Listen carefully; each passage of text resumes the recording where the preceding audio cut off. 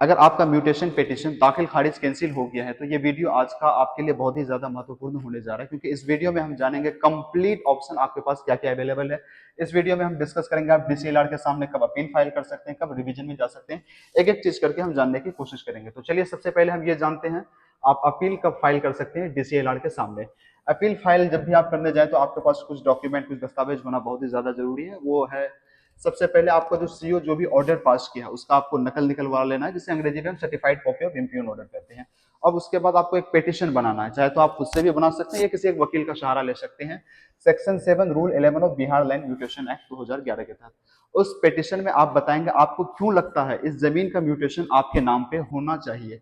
फिर साथ साथ में उस जमीन से जो भी रिलेटेड, जो भी संबंधित जमीन दस्तावेज है उसको आप अटैच करेंगे, और साथ साथ में आधार कार्ड अटैच करके आप अपील, जिसे मेमोरेंडम ऑफ अपील बोलते हैं, उसे आप डीसीएलआर के सामने फाइल करेंगे। फिर डीसीएलआर के सामने जैसे ही आप फाइल करेंगे तो डीसीएलआर जो भी संबंधित पार्टी है उसको नोटिस इश्यू करेगी। डीसीएलआर के पास आप जब भी फाइल करेंगे तो डीसीआर उसके बाद नोटिस इश्यू करेगी और सीओ ऑफिस में भी एक ऑर्डर पास करेगी, और आपका लैंड म्यूटेशन पिटीशन जो है उससे संबंधित जो भी रिकॉर्ड है उसको मंगवाएंगे। उसके बाद दोनों पार्टी को सुनने के बाद और आपकी भी बातों को सुनने के बाद और जो भी दस्तावेज अवेलेबल रहेंगे उन सब चीजों को कंसीडर करने के बाद डीसीएलआर एक ऑर्डर पास करेगी। फिर ऑर्डर पास करने के बाद डीसीएलआर को ये ऑर्डर सीओ को भेजना होगा। फिर सीओ जिसका आदेश को पालन करेगी, आदेश को पालन करने के बाद दो चीज इश्यू करेगी, एक करेक्शन स्लिप इश्यू करेगी जिसे हम हिंदी में शुद्धि पत्र कहते हैं, और साथ साथ में हल्का कर्मचारी को भी एक आदेश करेगी। रजिस्टर 2 में जो भी रिक्वायर्ड चेंजेस होने की जरूरत है उसको चेंज करेगी। फिर उसके बाद डीसीएलआर के पास एक टाइम बाउंडेशन पे डीसीएलआर को ये 30 दिन के अंदर में अपील जो फाइल करेंगे इसको डिस्पोज कर देना। और ये 30 दिन कब होगा?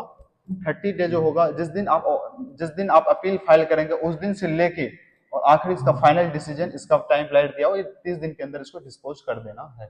अगर मान लेते हैं डीसीएलआर भी आपके खिलाफ, आपका म्यूटेशन पिटीशन के खिलाफ अगर ऑर्डर पास कर दिया तो अब आपके पास एक रेमेडी और अवेलेबल है जिसे हम रिवीजन के नाम से जानते हैं, जो आपको कलेक्टर के सामने फाइल करना होता है। तो चलिए अब रिवीजन एप्लीकेशन क्या होता है इसके बारे में हम जानने की कोशिश करेंगे। जब भी आप रिवीजन एप्लीकेशन फाइल करने के लिए जाएंगे उसी तरीके से जैसे आप सीओ का ऑर्डर का नकल कॉपी को निकाल लेते हैं, उसी तरीके से यहाँ पे भी आपको नकल कॉपी निकाल लेना है डीसीएलआर के ऑर्डर का। वहां पे आपको नकल कॉपी निकाल लेना है और फिर आप फिर वैसे एक एप्लीकेशन लिखेंगे, जैसे वहां पे हम बोलते थे अपील, अपील बोलते थे, यहाँ पे उसको आपको एक रिवीजन एक एप्लीकेशन लिखना है।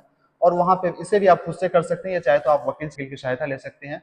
और वहां पे आपको लिखना है और बताना आपको क्यों लगता है अभी भी ये जमीन का म्यूटेशन दाखिल खारिज आपके नाम पे होना चाहिए, और उससे जो भी संबंधित दस्तावेज हो जमीन का उसे आप अटैच कर देंगे और आधार कार्ड को भी आप अटैच कर देंगे। जैसे आप रिवीजन एप्लीकेशन फाइल कर देंगे कलेक्टर या एडिशनल कलेक्टर के सामने, फिर कलेक्टर भी उसी चीज को अपनाएगी जिस तरीके से डीसीएलआर अपना रही थी। क्या उसे भी नोटिस इश्यू करना होगा जो भी उनसे रिलेवेंट पार्टी होगा, और वहां पे सीओ या फिर डीसीएलआर के पास जहां जिसके पास भी केस रिकॉर्ड होगा उसका केस रिकॉर्ड को मंगवाएंगे।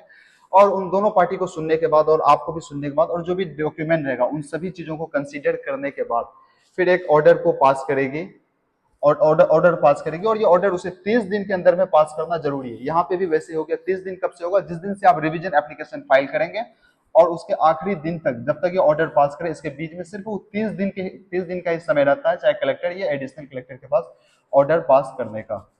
फिर जैसे ऑर्डर पास कर देगी तो फिर सीओ को फिर एक ऑर्डर इश्यू करेगी कि करेक्शन स्लिप यानी आपका शुद्धि पत्र जारी करे, और साथ साथ रेवेन्यू हल्का कर्मचारी को ऑर्डर देगी कि रेवेन्यू रिकॉर्ड खास करके रजिस्टर 2 में जो भी चेंजेस की जरूरत है उसे आप वो बदलाव करेंगे। इसी तरीके से आपका म्यूटेशन का प्रोसेस पूरे कंप्लीट हो जाएगा। अगर आपका कभी भी सीओ अगर म्यूटेशन पेटिशन को कभी कैंसिल कर दिया तो आपको डरने या घबराने की जरूरत नहीं है।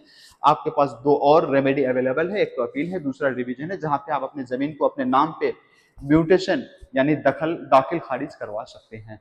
अगर आपको मेरी वीडियो अच्छा लगा या आपका अगर काम का है तो आप इसे मेरे चैनल को सब्सक्राइब करें और इसे ज्यादा से ज्यादा लोगों तक शेयर करें, ताकि सब कोई जान सके बिहार लैंड म्यूटेशन एक्ट के तहत आप अपने जमीन को कैसे म्यूटेशन दाखिल खारिज करवा सकते हैं। Thank you.